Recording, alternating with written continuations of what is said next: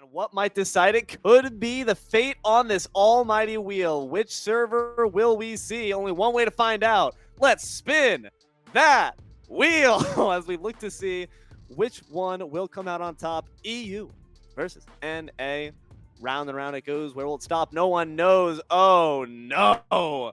Someone has paid off the wheel. Just keep giving it to EU. That means US are going to be batting a bit behind there. And I think if you leave stuff open in terms of stun and things, like you need to leave the Terra open because like Terra new edition, of course, the Zincs just arrived but not available for the tournament. And here we're gonna go for the ban Argus immediately on the side of Germany Black, which is interesting because I was telling that Kimbo actually like played that character two times, and here they decided to remove it off. So already like the glorious Trinity we have seen for the first two games is fully removed. But yeah, on the Rampage topic, I think it'd be interesting to ban it as well because like every single jungler know how to play Rampage. Rampage has always been there for a long time and we see it being banned.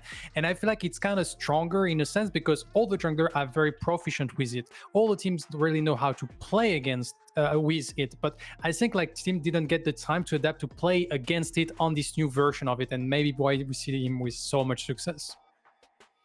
Yeah, the exact predictions that you had there. That's why they call him the great and wonderful Mugiwawa. Terra is going to be the first great and wonderful pick locked in there. It's staple threats, but they're ones that players certainly have had time to feel comfortable on. The best of both worlds, if you ask me.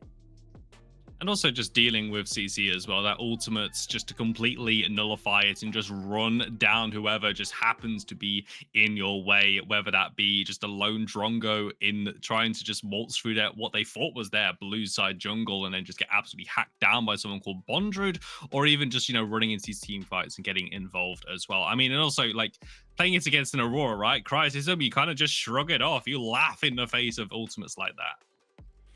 Yeah, it's interesting now that we removed the Argus and the Rampage. I was gonna call the Zarus. I feel like we're back to PCC 8 with Terra, Aura, Zarus being picked first, and like that's was the thing we're focusing on. And suddenly, like when you open the meta to more important picks, suddenly like those picks that got like slightly nerfed, like on the side of the Terra and the Zarus, but they're still very, very important. You have like very good dive potentials. The Zarus and Aura both can go in with big AoE ultimate for teamfight, while also both of them being very valuable either in the offlane and the jungle, and you can swap them. So you have like a lot of possibilities, so you keep your draft open.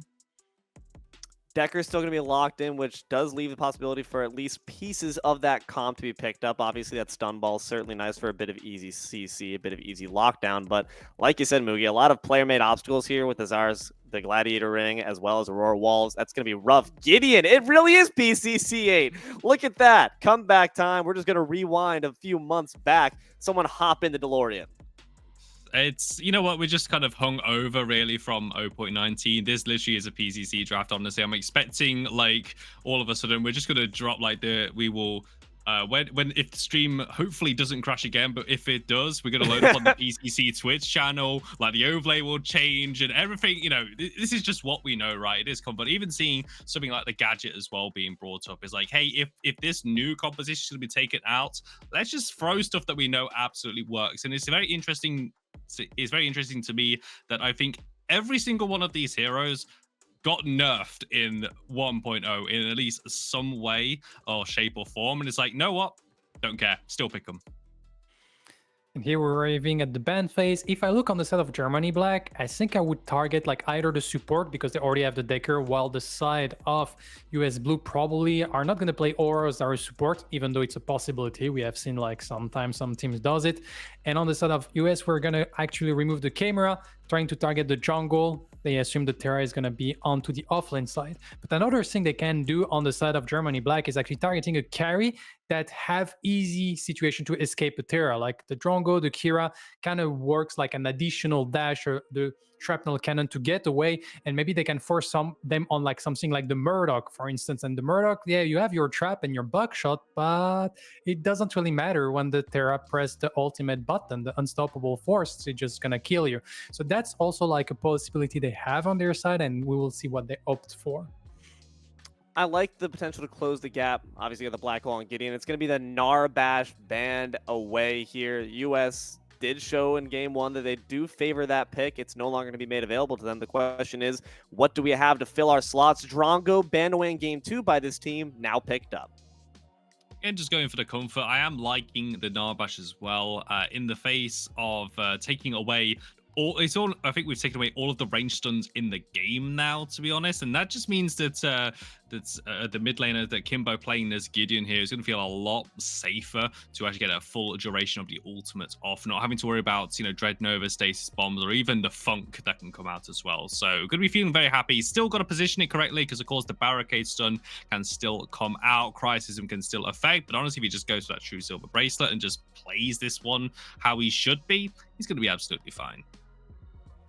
Yeah, and that limit like the option when it comes to support, and here we're gonna see a steal. So I think that's the first time we see the steal today.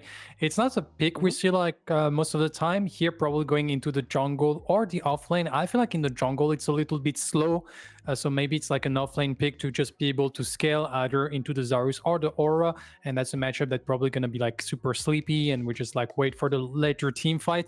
And then we have the steal that can actually engage, because once again a Gideon is super strong, but you need people to be able to create disruption before you go in, and still like does that perfectly. So Gideon can be the second engager, and here we have the res being picked, and I mentioned it like earlier today, res has been buffed and some teams are starting to pick it up again, and that's what is going to be. And Decker res, like, to be honest, it's not a fun lane. So we're gonna answer with the face to be able to have a little bit of sustain, because like stasis bomb into photon disruptor into like peekaboo knock knock knock knock, like you're already at 30% health from just one combo, so it's no fun to play against. That burst is real. Gotta make sure you're being careful if you're within that range. Guys, the comps are locked in. The die is set. We're looking to see who can move on comp for comp. Where do our favors lie? Honestly, I'm loving both these compositions here. I feel like they have not fallen into a pitfall of just being reactive to what's going on. It's like, hey, we're just gonna both draft these really nice team fighting compositions, so much explosive engage, so much second engage coming out here, really going in all guns blazing. For me, honestly, I'm liking this US Blue draft a little bit more. And I have to admit, like, it's a very tough question this time. Like, the two previous drafts were pretty easy, but that one is very tough. I feel like both drafts are strengths and weaknesses that the other team can exploit. Like, for instance, the Race is strong, but Zarus is an absolute monster at killing Res. And also, like, the potential team fight from the side of US Blue is insane. Like, the Cage, the Cryosasm with the Gadget Ultimate, Drongo damage on top of that is very strong. But at the same time, the wombo combo you have on the side of Germany Black, and that phase can pull 1%, but if she get dove on, suddenly there is nothing, and the peeling is kind of lacking a little bit, so people have to self-peel. In the end, I think it's going to be who execute their comp better, because both comp have the tools to win that match. Will you be the sheep? Will you be the butcher?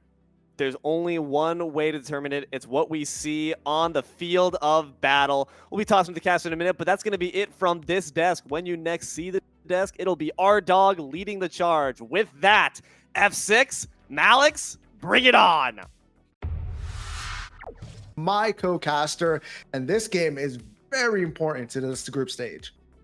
It's very important indeed. This will determine who goes on to the next phase of this tournament. And as both teams have one win, this is going to be such a high stake for them if they want to keep on with their journey that they have had. Yeah, I mean, undoubtedly there. And then going back to what the desk was talking about right there at the end, I mean, these two team comps just look like it's just so close. Obviously, everybody has their strengths and weaknesses, but I want to ask you, who do you favor here going into this game? We know it is very close, but I mean, for me, I'm looking over at Team Germany here, and they look like they have everything that they want.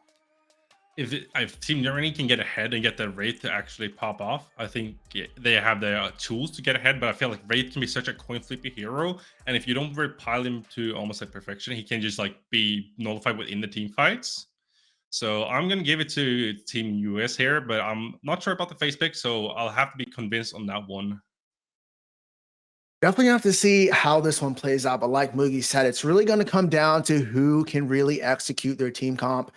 Now, as we jump down into the Sanctuary, we have these teams ready to battle out.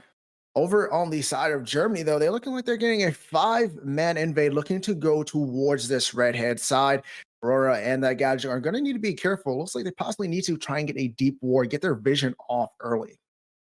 Getting vision on where the jungler is starting, how he's pathing is so crucial in the early game because that can make sure that you don't have to burn a flash if you get caught out. You can position you if you're the mid lane and position a bit better for to take account for that. So by getting those ward into the jungle, they will have a better information to work with as well. So that's gonna be good for them to start off the game with. I mean, noticing that that ward is there, though, I mean, kind of allows for the jungler, if he has that information, the Aurora saw it, like, hey, there's a ward on your 5 camp. Just kind of just change away from it, could possibly still just kind of have them lead off there. But nonetheless, being able to kind of just have that, just knowing if that is there to go on over that 5 camp really just impacts the map early on without even the waves crashing just yet. But looking at this mid lane matchup, we know the Gadget and Gideon, we've seen this time and time again. Everybody has their own take here. Who comes out on top? Because we know they both have this huge AoE ult that does so much damage. I think it comes down to how the team plays around those ultis. Because by themselves, there's like Gadget always has kind of the advantage because he can walk out of Gideon ult and have her ulti on top of the Gideon ulti and still like kind of be safe. But then again, like the pull from Gideon ulti can be so much value. But it's a matter of you can sync up with your Decker Cage or your Sars Coliseum to get those high value ultis in. I mean, to me, that shred just kind of applies so much, right? And then if the Gideon gets caught, and if he doesn't ult high enough, it kind of factors into it. If you're just going ult for ult there, and we do know with Gideon, if you're not able to really ult in the close enough height, it doesn't really pull you in as much as it needs to, and it kind of loses a lot of that value. Meanwhile, Gadget just kind of just needs to set in place her ultimate. As we dive over into this dual lane here comes that poke, that knock just at the door, coming out of 2 hands with that Wraith, but with that phase, able to kind of heal back. That is why I want to keep an eye on that dual lane, because Wraith and Decker is such a aggressive and snowbally lane, and if they can secure a lead and even like stomp the lane, they will open up the map for them in so many ways, just with the rewind and the stasis bomb to be thrown out of the fog walls here. So definitely gonna keep an eye out for that. On the other side, like Face is kind of more of a scaling support, doesn't really do much for engage, so they're gonna be looking to play a bit back and just like weather the storm that is the lane. When you're talking about engagement, Crutch on that Zarus is going to be there, but look at Vanish Core. Misses the bull rush and allows Tekken Kid to escape on by. That gank is thwarted, and so is it on the dual lane. Both junglers coming up empty on the first initial aggression. Missing the mark there for both junglers, which is not optimal for you. You usually want to get one, like a blink or something for that if you don't get the kill, or force the other team to reset, but no one's going to come from it. They're just going to walk out of there and go back to clearing their camps and just look for another engagement. It's also worth noting taking time of the counters here, because at 5 minutes the second ribbon box is going to spawn, and that's usually when something happens. As we see, the stage bomb coming out on Drongo. Oh my god, Senpai, you need to get out of there, but one more shot if Blink gets there, but can 2 hands hit it, and he does. First blood at 4 minutes as they trade Blink for Blink, and that knock hit. That is the one thing you don't want to see this early on, and getting that kill for Wraith is so important. That's going to snowball him, allows him to reset, get that soul chalice, and start building into that armor pen that's going to make sure that that knock hits even harder. So it's a great start from Team Germany here. Team Germany playing towards what their team comp wants. We knew this dual lane was going to be a threat heading into this game, and we're already seeing it thrive. But nonetheless, so that Blink is down. Wraith is going to need to be careful because level 6 comes online pretty soon for that Zarus. And he's not going to be able to escape. He does not have anything else. And if he gets locked into that cage, that's a big amount of their damage that's going to be out of the way, and maybe possibly allow for Team USA to capitalize on it. But hold on a second. As Vanish is trying to capitalize here, he does not able to get enough damage, but are able to push out Margaret Robbie here. And now this might potentially open them up for a gank on the dual lane or this Fang too. Margaret Robbie only being caught out there by Vanish. Vanish is going to look for that dual lane once more, knowing that Drongo does not have a flash this time around. And he's gonna look for that charge, hits the bash, but they're switching their focus over to Swift. The low mana Senpai just taking a lot of damage. The pull is not up. Senpai's in a bad spot and he goes down. That is a second kill going over to Team Germany as they are taking this lead and taking control of this game. They have a plan and then they're playing to it. They're playing for that strong dual lane and playing to get two hands ahead on the right lane, get him in kills early. Also, great play from Vanish there, focusing the face there so he can't pull out Drongo and then just help him escape the tower. So that he's holding him hostage there, so he has to like kind of make his own way. But unfortunately, the damage coming out from Zane and two hands are just too much. A lot here. The first initial gank, we saw both junglers were unable to really get anything but Vanish. I think he took that personally and now is hitting the mark, able to successfully force out Margaret through that mid lane, instantly rotating over to the dual lane. I mean, right now he's trying to take this Terra into a maximum position to be able to get that level 6 early, but still, neutral objectives are on the board. We have not seen them contest anything just yet. Who do you think is really going to be pushing here? We know that Germany right now kind of has that advantage over on that side of the map. Tekken Kid has been able to hold his own on the opposite side. He's holding his own, but Steel doesn't really necessarily have to win the lane. He's more or less waiting to get level 6 and open up for those team fights. As we see, Tekken Kid might have overstepped, but Core does not have any mana, so he cannot secure a kill here. But Core just waiting to get to those team fights where he can get his ulti and get value in that ulti. But besides that, he doesn't really do much other than being a gauge bot and have that wall put up to negate some of the damage coming in from the US.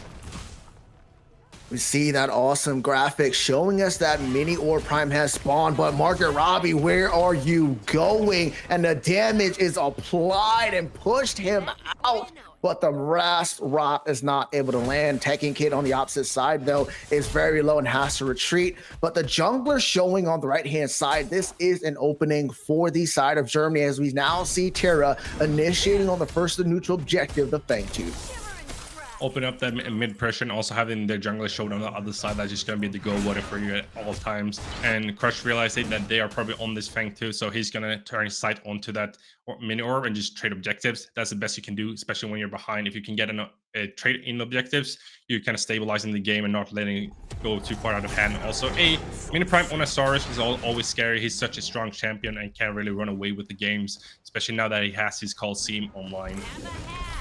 Well, he's taking a lot of damage from this objective. It still has roughly around 2.5k health. Anybody rotates over there, they're going to be in trouble. But for now, it looks like everything is safe. That mini prime is secured. 2 neutral objectives taken down, 1 for 1. Both teams playing this. And now the aggression is back into this dual lane. No flash on Swifty. Swifty is gone, but look at the rewind on the backhand side. Senpai, no blink, no ult, gone to the gray screen. It's such a clean play from Germany there. They're focused to face, get her down, and then while that goes down, Tuas just looks on the Drongo and be like, hold on a second, I'm gonna get to you, and does the rewind. So he's forced out of position once more, and then it just clean that up. Good coordination, just good gameplay coming out here from Germany in this. Not like, so far they're playing to the teeth to their comp. 2 hands is gonna be the man to watch out for now. 2 hands and he has 2 feet because the way he's moving there, there's just possibilities on him. He's just outstanding right now. We said he's going to have a lead. He'd used his blink earlier. We thought that was going to be a problem, but no, it's not. The Terra is over there. Off into the offlane though. Core taking this fight to Tekken Kid, uses the shield slam already, so that's out of the way. But there's really not a lot of kill potential, as Mugi said on the desk. 2 tanks fighting each other. It's just one auto attack after the other. As we see now, Margaret trying to get some pressure into this duo lane to try and push that wave up, but it's going to be in a bad spot as we see the Zane rotation. It's going to be missing that stasis ball, and we're all going to take a nice little reset and get back to our laning phase. Looks like the US has gone for a bit of an unorthodox bit of lane swap here. We see Gaddy going to the left lane and then Strong going mid, just catching some extra XP, getting that level 6 as well, so he will have that ulti.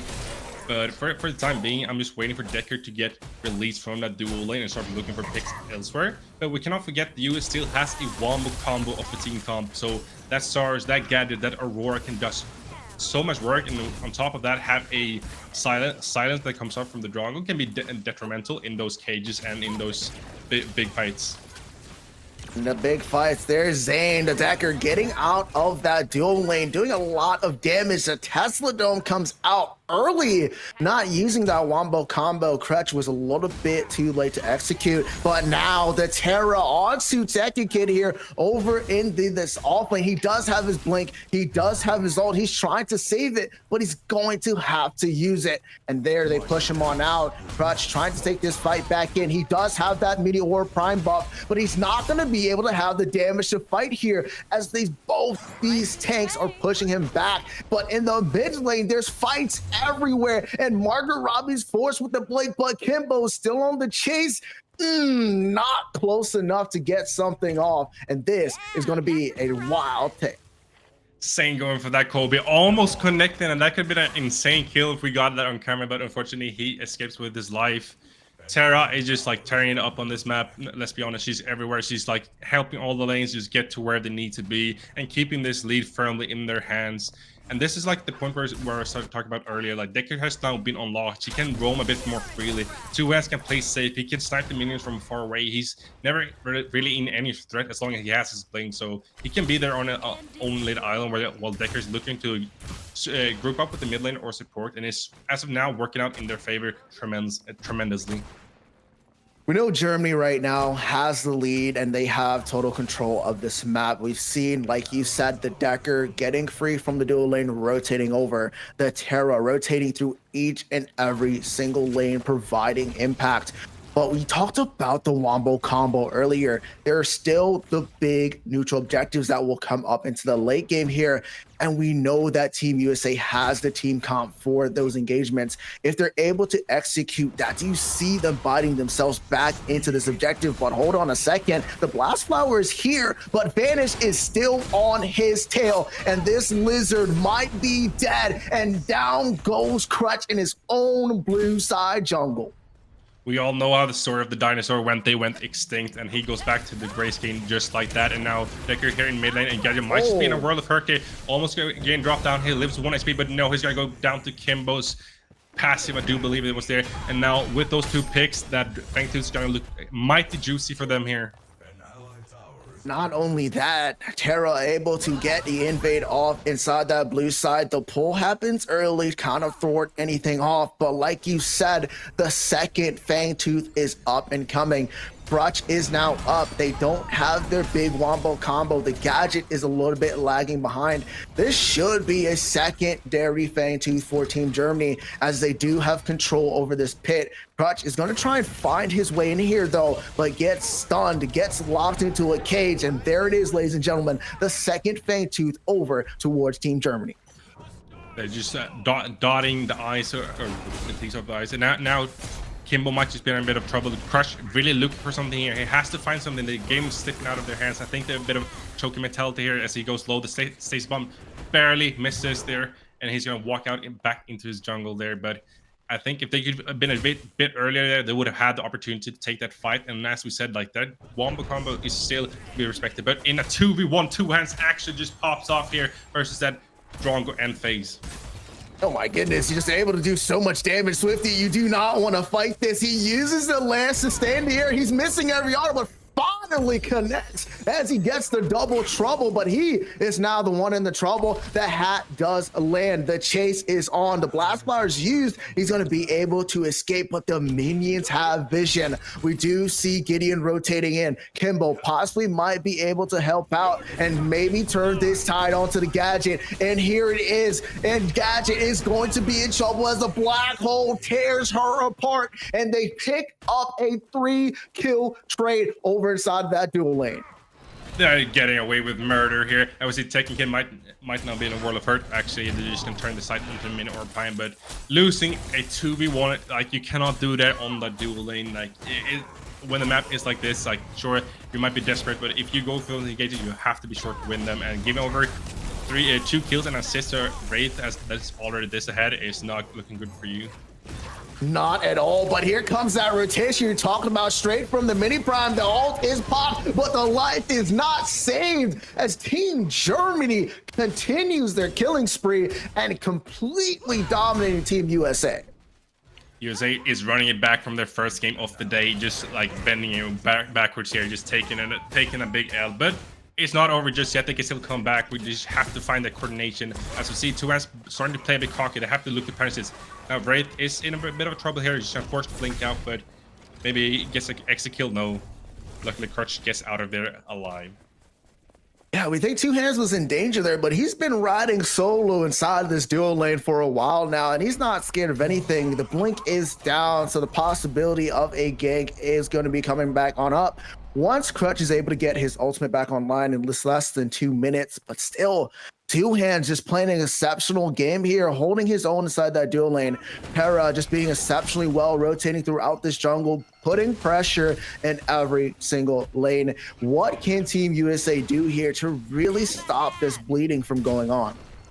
The best thing they can do is unlock Aurora from that off lane. You can't lock her to that lane too long, because she's gonna be the thing that can drive home for you. If you can get a good ult and like help Crutch just find those engagements, like have the follow up, then they can maybe turn the tides. But when you have a phase support, you cannot lock in with your carry. And if your dual lane is behind, you can't really do anything. Like Decker, who can just roam the map and just look for picks, look for those stasis bombs, and then go back to his lane or whatever he wants to do. That is kind of the power of having a support that can be dynamic on the map, while Face has to be one-dimensional on the lane. They're going to have to find something. They're going to have to find a solution to this big problem called Team Germany. Nonetheless, so we do know how important this game is. Each team is fighting for that right to move on, and Team Germany right now are the one succeeding. Like you said, though, this is a game of neutral objectives. They do have time to come back. They have the tools they need to do so, but can they do it? Hopefully that Aurora can start to rotate to be able to be that impact, maybe get a freeze off on that Wraith in the backline doing so much damage. But Core has been doing such an exceptional job keeping Tech Kid in this lane. No mana, just continuously fighting, just not losing any health. Not losing any health and just keeping him occupied is like exactly what he's supposed to do here. If he just takes her out of the equation and his team is winning like this, then there's really not much to it. As we see, Wraith has 2.5 items already, compared to Drongo, who is on his 1.5 item. It's not looking too good in that regards. But with this Factus spawning in just a few seconds, the team fight that we have been talking about for so long will commence, and that is where the US can turn the tables. Also, that is kind of where Wraith is struggling a bit. He's not the best one in terms of team fighting. He's more of the pick character champ. So if they can do that, oh, as we see Gideon actually being caught out here. Black Hole is used and takes down their jungler. As now Margaret Robbie's been forced to blink, but here comes Terra with the flash for flash. The Tesla don't miss pops, but is it going to be enough, ladies and gentlemen? No, it's not, as they pick up a two-piece combo already, as the third Fang Tooth is now on up. The jungler is down, their main damage dealer, the mid laner Gadget. There's nothing really here that they can do, and now the third Fang Tooth is secured by Team Germany, and with that extra buff, extra protections, this game is looking cooked. Is looking cooked, and with that two-piece combo, they get Fang Tooth to go as well. So they're just stacking up all these objectives, all this gold, and all. Like, this lead is just getting so big now that USA really have to find a way to slow down the game, get some deep vision, and like find where they're coming from, and just try to play safe now. If they can still find these engages, I do believe they have a chance, but they have to stop going in one by one, because that's kind of been what they've been doing so far. Just ultimately, Team Germany are knowing what they want to do. A lot of times we talk about momentum in this game. They started off with great momentum and they kept riding along with it. And Team USA has so far not been able to stop it, as we see Vanish once again over into this off lane. He's everywhere. He's an absolute menace and really the controller of, oh my goodness, I just can't, Malix. This man, 2Hands, is out of control.